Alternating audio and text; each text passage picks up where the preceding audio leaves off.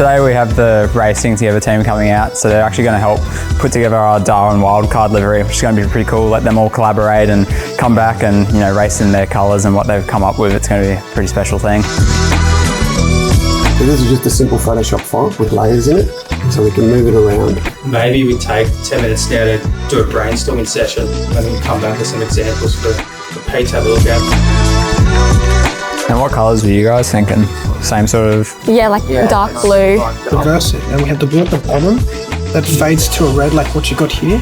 The kangaroo and emu, they can't walk backwards, which gives a representation of always moving forwards in life. So looking forward to seeing what it looks like. So what element are you looking forward to seeing the most on the car? Big snake. Big snake? Yep. Probably the meeting point on the top of the car. Perfect.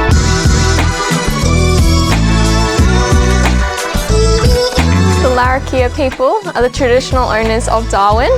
We wanted to incorporate their totems. So we got here the crocodile, the king brown, and the sea eagle.